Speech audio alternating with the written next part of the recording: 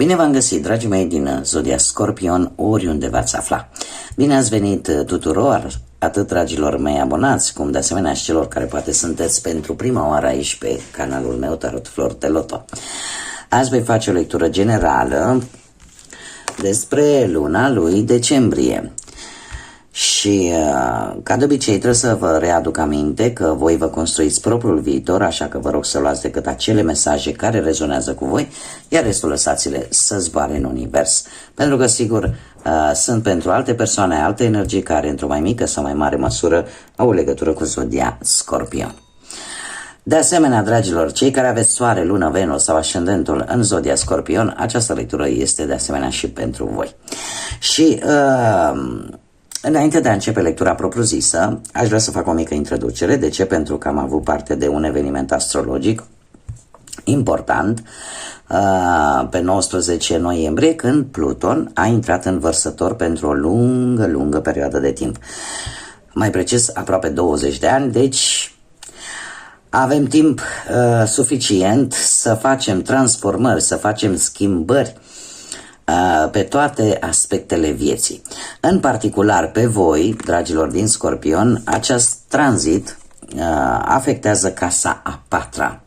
Casa care ne vorbește de familie, ne vorbește de căminul tău și de rădăcinile tale, ne vorbește de relațiile voastre, poate cu partea paternă, da? Cu tatăl sau cu proprii voștri copii. Unii dintre voi, poate începând chiar din această lună decembrie, când începe să-și facă încet simțită prezența acest Pluton în Vărsător, aș zice că unii dintre voi ori vă veți împăca poate cu părinții, ori cu vreun frate, ori cu proprii voștri copii sau dimpotrivă. Veți vedea că poate sunteți sau vă veți da seama, anumite situații vor apărea în viața voastră în care vă veți da seama că sunteți poate folosiți și atunci veți renunța la aceste legături. Da, deci avem atât pro cât și contra. Acum, de asemenea, pentru alții dintre voi e posibil ca următoarea perioadă și pentru o lungă perioadă de timp să reușiți, poate, să rezolvați acele traume pe care poate le-ați avut în copilărie și care au ținut strict de familia voastră genetică, da, de unde proveniți voi. Cum de asemenea, poate unii dintre voi veți avea așa vă veți da seama de fapt în ce fel v-a influențat poate propria voastră copilărie, experiențele copilăriei voastre, în ce fel v-a construit ca și persoane sau v-a format caracterul pe care voi îl aveți în acest moment. Unii dintre voi aș spune că vor fi interesați poate să-și găsească acea stabilitate, da? Să aibă propria lor casă. Alții, din contră, s-ar întoarce la origini. Poate vă este dor de locul ăla unde ați crescut, unde ați copilărit. Da? Și unii dintre voi e posibil chiar să încerce să se întoarcă înapoi la ceea ce fiecare dintre noi numim casă. Așa că schimbări de toate felurile, din punctul ăsta de vedere, ceea ce reprezintă a patra casă. Și vreau să spun încă un lucru. A patra casă este guvernată de semnul racului, o altă zodie de apă, care este renumit prin faptul că este foarte protector vis-a-vis de familie și în speță vis-a-vis de copii, da? Deci cei care sunt foarte apropiați. Așa că și voi la rândul vostru poate și influențați de această energie a racului, nu că n-ați fi în general, că și oricum și voi sunteți foarte protectori cu familia, cu copiii și cu ce simțiți voi că vă aparține, dar probabil că unii dintre voi veți fi așa ca niște mici războinici și nu veți lăsa ca nimic rău să se întâmple celor dragi vouă.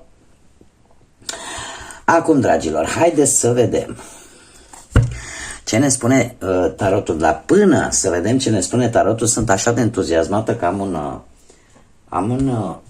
imediat că nu ajung, am un pachet de cărți de tarot extraordinar de frumos, special l-am achiziționat pentru această perioadă anului, dar așa cum am obișnuit, dragii mei abonați deja știu acest lucru, la fiecare lună noi extragem câte o carte pentru fiecare săptămână a respectivei luni. În speță avem luna lui decembrie, așa că haideți să vedem ce vine pentru fiecare săptămână a lunii decembrie. Ia să vedem. Prima săptămână este o lună destul de importantă. De ce? Pentru că vine cu încheierea de an. 2024 este ultima lună din 2024. Și încă o carte. Ia să vedem. Bun. Haideți să vedem ce avem. Prima săptămână avem căruța, care ne vorbește de o călătorie, fie ea fizică, da, practic, adică să pleci într-o călătorie, să faci un drum mai lung, sau mentală. Asta că tot vorbim de case. Avem, spune, nu știu dacă e cană, pocal, nu știu, este ceva care poate să susțină un lichid. Vază nu e în niciun caz, e potir mai degrabă, cred că spune. Care, despre ce ne vorbește? Tot stăteam să mă gândesc, e ulcior, domne. Ulcior, care îmi spune că este a doua săptămână din decembrie, va fi o săptămână în care poate vei avea un pic mai mult timp liber sau poate că nu se va întâmpla nimic deosebit care să-ți atragă foarte tare atenția, da? Va fi o perioadă destul de calmă, destul de liniștită. A treia săptămână avem Masa. Păi dacă după o perioadă așa de liniște, nu trebuie să vină și muncă. Și mai ales pentru Doamne, că începe curățenia, nu? Ne pregătim de sărbători. Mi apare a treia săptămână va fi destul de activă, veți munci destul de mult, aș spune. Și avem berbecul. Dragilor, mare grijă cu sfârșitul de an și ultima săptămână din decembrie. De ce? Știm că vine Crăciunul, petreceri de Crăciun, petreceri de Revelion, de Anul Nou, dar mare grijă cu o persoană care posibil sau nu să aibă legături cu zodia berbec, dar nu e obligatoriu. Cert este că este foarte încăpățânată această persoană și poate deveni chiar agresivă. Așa că totuși fiți atenți și încercați să nu ajungeți la conflict cu această persoană.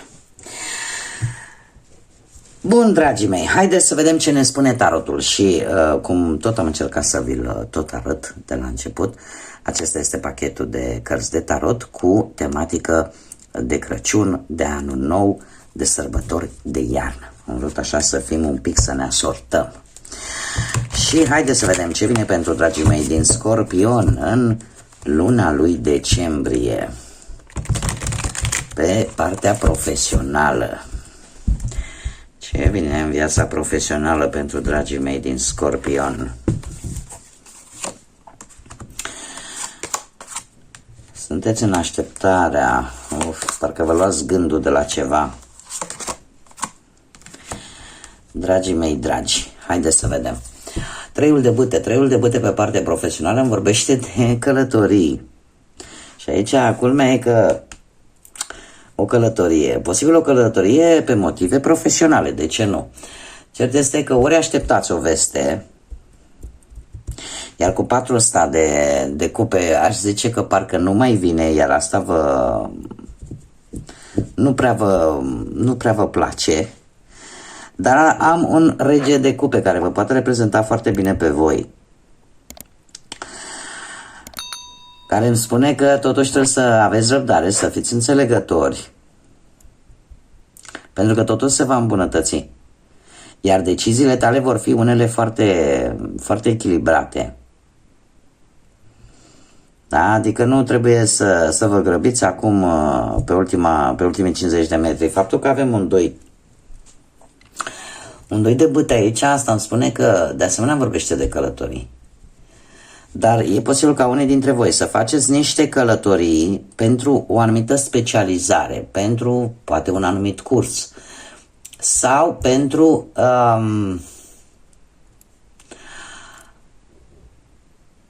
nu știu, poate pentru un job relaționat cu o activitate pe care tu să știi să o faci cel mai bine sau pe care tu ți-ai dorit-o de multă vreme să o faci.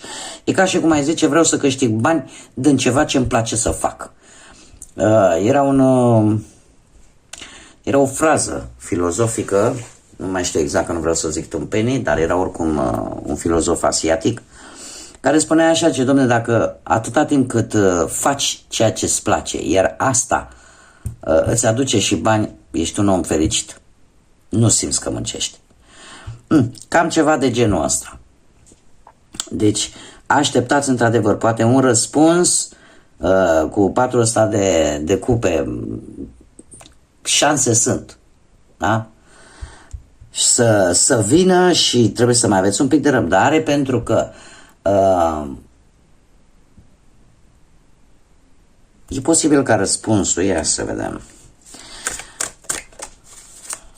Să mai scoatem o carte. Încă o carte, te rog, pentru 7 de monede. Da, dragilor, același lucru vi se cere. Un picuț de răbdare. E adevărat că tu ai depus foarte mult efort, nu știu, pentru acest job sau pentru a te înscrie poate la acest curs sau poate ți-ai dat interesul mai mult pe partea asta profesională, poate la locul de muncă, și ai așteptai poate o avansare sau să-ți dea și ție acolo ceva în plus la bani. Cert este că cu 7 ăsta de monede a spune că ele vor veni. Ele vor veni și căutările tale la un moment dat se vor opri, vei găsi acel job pe care tu îl cauți. Doar că se pare că luna lui decembrie nu este luna ta, ca să zic așa. Da? Dar asta nu înseamnă că ele nu vor veni. Deci nu trebuie să-ți pierzi speranța și nu trebuie să te lași bătută de gânduri negre, negative. Haideți să mergem mai departe. Avem aici lista. Pe partea asta materială și avem judecata, avem roata norocului, dragilor. Apar schimbări vis-a-vis de niște contracte, niște documente, de niște moșteniri, posibil schimbări de noroc, bruște. Haideți să vedem, pe partea financiară ceva se schimbă, dragilor. Și eu aș spune că e vorba de niște bani care n-au legătură cu ceea ce faceți voi. Nu au legătură cu ceea ce faceți voi. Sunt niște bani în urma unei situații complicate, a spune. Deci nu sunt bani obținuți din munca voastră. Sunt bani obținuți din cu totul alte surse de venit care nu au legătură cu ceea ce faci tu. Și dacă... Sper că mă înțelegeți ce vreau să spun. De ce? Pentru că aici avem un 10 de spade. Un 10 de spade care ne spune că e posibil ca voi să fi făcut poate anumite împrumuturi, da?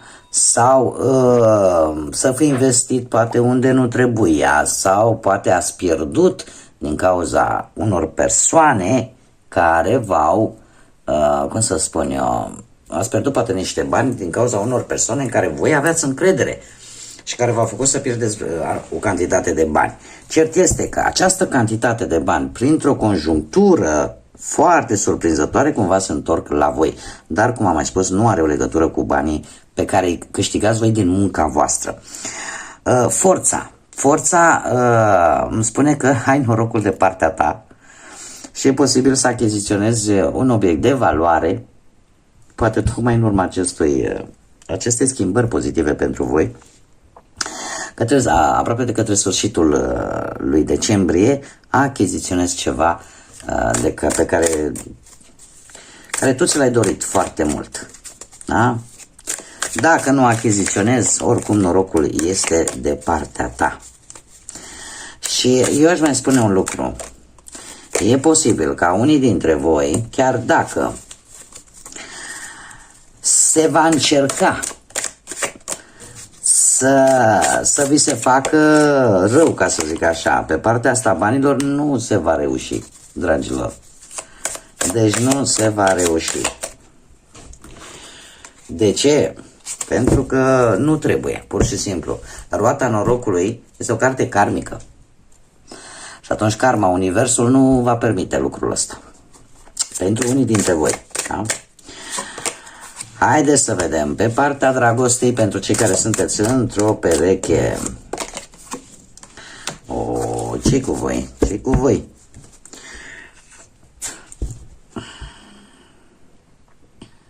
Dragilor, din păcate, cel puțin în această lectură, am surprins energia unora dintre voi care treceți, ați trecut sau treceți încă printr-un divorț, printr-o separare. Și trebuie să vă zic că vă faceți o grămadă de gânduri vis-a-vis de o proprietate pe care probabil va trebui să o împărțiți la un moment dat sau despre o anumită sumă de bani relaționată cu această separare. Vă faceți tot felul de gânduri. Eu trebuie să vă spun un lucru. Și se întâmplă, mai ales scorpionilor, ca și zodielii, se întâmplă lucrul ăsta. Să exagereze foarte mult în ceea ce privește situația, cum este ea reală și cum și-o imaginează, cum vă imaginați voi. Avem un rege de monede, dragilor. Nu vă mai stresați, nu-i mai dați ocol. De ce? Pentru că optul de spade este cartea care îmi vorbește de o reevaluare și o reevaluare și o teamă și asta te blochează și nu este bine, pentru că asta îți aduce acest stres cu acest 9 de spade, aceste preocupări, aceste lucruri pe care, într-adevăr, probabil că sunt ceva lucruri ascunse acolo pe care tu le intuiești, dar cumva ar trebui să încerci să te menajezi un pic în perioada asta. De ce? Am un rege de monede care pe partea asta dragostei spune că ar trebui să-ți faci mai mult timp, nu știu, să ieși, să te bucuri de sărbătorile astea care vin, că vin o dată în an. Să nu stai, pentru că dacă cu cât vei sta mai mult în casă și cu cât te vei necăji mai mult și gânduri peste gânduri și peste gânduri, atunci riști chiar să ai, să traversezi perioade de anxietate, de depresie chiar, iar lucrul ăsta nu este de dorit nimănui. Da? Avem acest rege de monede care te îndeamnă să ieși, da? Să nu stai în casă. Bun, mergem mai departe. Mergem mai departe pentru cei care sunteți singuri. Să vedem în dragoste ce vine pentru voi, dragilor.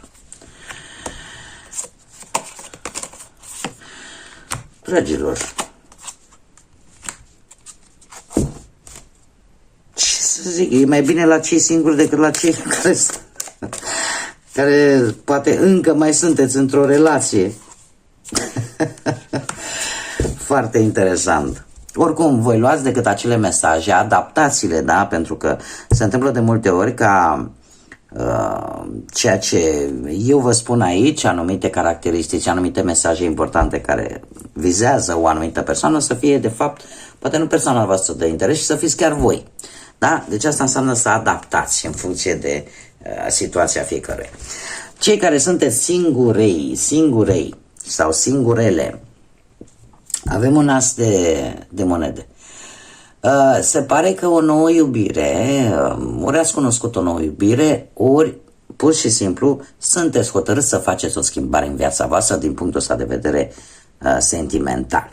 Și ce să vezi? Că avem îndrăgostiții. Avem îndrăgostiții care ne vorbește de decizii importante, de acea hotărâre de a face această schimbare importantă în viața voastră. Sunteți dispuși să faceți acest lucru, sunteți mai comunicativi și eu aș spune că unii dintre voi chiar poate veți fi puși în situația de a lua o decizie între două persoane sau între două relații. Da? Unde compromisul are și el un cuvânt de spus dar sunteți dispuși să-l luați. De ce? Pentru că avem și un 6 de spade care îmi vorbește de a lăsa în urmă, de a lăsa în urmă rutina, de a lăsa în urmă poate anumite locuri și pur și simplu de a merge în întâmpinarea iubirii, mai ales că am și un paj de spade de data aceasta care îmi vorbește de nerăbdare. Totuși ți se cere un pic să nu te lași chiar așa dus de val, să dai timpului timp și să faci totul cât mai calculat, cât mai fără grabă, ca lucrurile să meargă într-o direcție bună pentru tine. Da? Deci nu te grăbi, graba strică treaba.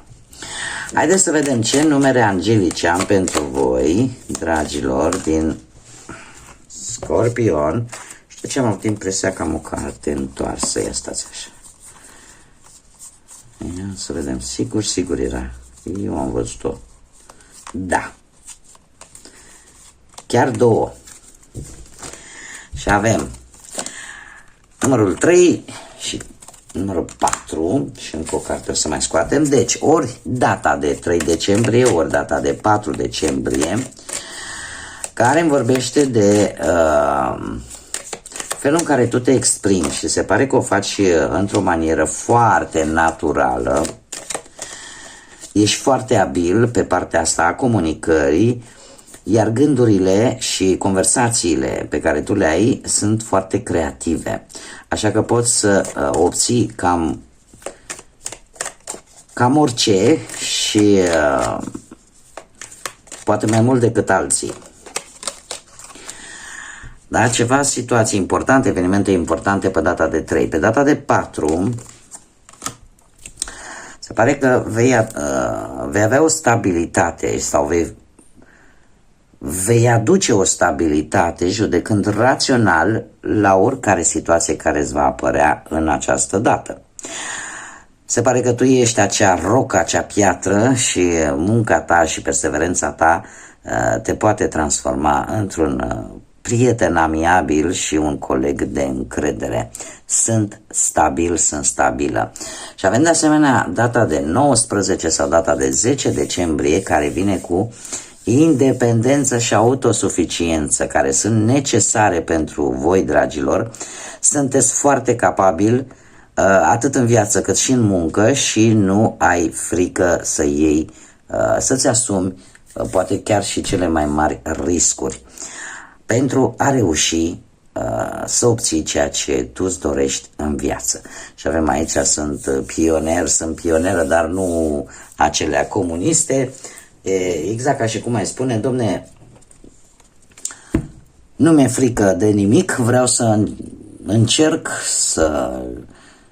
să văd cum îmi iese și nu mă miră, pentru că oricum voi, dragilor, așa, nu o să obosesc să spun acest lucru, dar voi, în general, sunteți trecuți prin ciurul ăsta al vieții de foarte multe ori și dacă voi nu reușiți să vă ridicați de jos, nu știu cine o va face. Pentru că la voi e exact ca și cum ai spune, știi, eu știu ce miros are țărâna. Alții nu prea, dar eu știu, dar știu și cum să mă ridic de acolo. Bun, haideți să vedem. Care este inițiale de nume, prenume, porecle sau pseudonim de persoane cu care voi puteți interacționa sau care vor avea oarece importanță pentru voi de-a lungul lunii lui decembrie. De asemenea, puteți să vă regăsiți inițialele propriilor voastre nume sau prenume, care ar fi un factor important care vă spune că anumite mesaje din această lectură sunt importante pentru voi.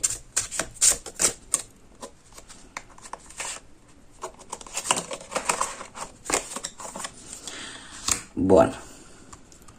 Și avem litera P, litera R, litera J, litera T. Asta chiar a sărit. Litera I.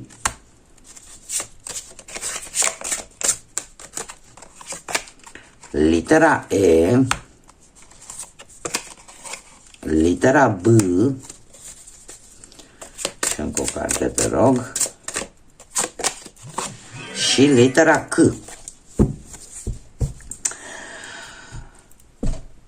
Ca și zodii, aș spune că destul de multe zodii de aer, Gemeni, Balanță, Vărsător, cum de asemenea eu aș spune și zodii de foc, Berbec, Leu, Săgetător, mai puțin să zic, mai puțin, spre deloc chiar, zodiile de pământ.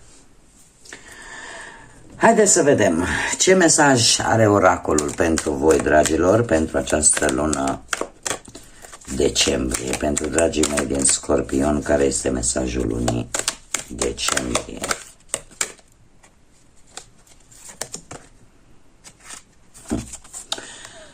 Lasă, renunță sau lasă în urmă anumite adicții. Și asta nu contează despre ce adicții vorbim, fie ele substanțe, mâncare, oameni, sex sau orice altceva care creează dependență.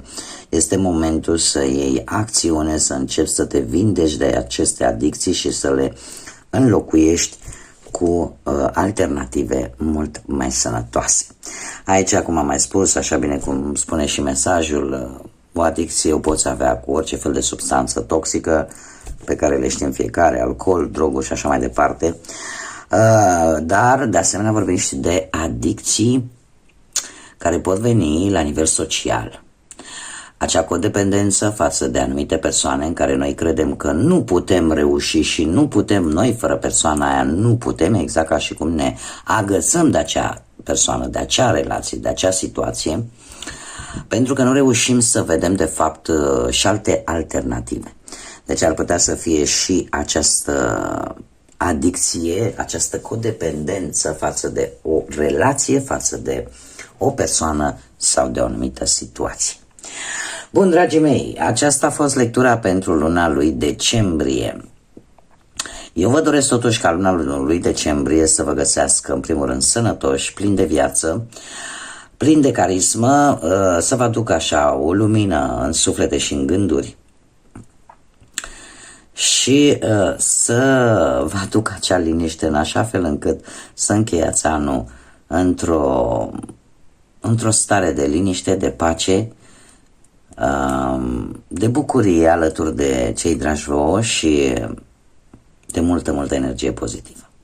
Dacă ați rezonat, dacă v-a plăcut, pentru cei care încă nu sunteți abonați, eu vă invit cu mare drag să o faceți, cum de asemenea abia aștept de la voi acele like-uri, acele comentarii, acele distribuiri, iar noi oricum o să ne mai vedem pe parcursul lunii lui decembrie până la sfârșitul anului, până data viitoare când ne vom revedea la o nouă lectură. Numai bine vă doresc, multă energie pozitivă și multe lucruri bune să vină către voi. Așa că până la următoarea lectură, ca de obicei, să fiți iubiți, dragilor!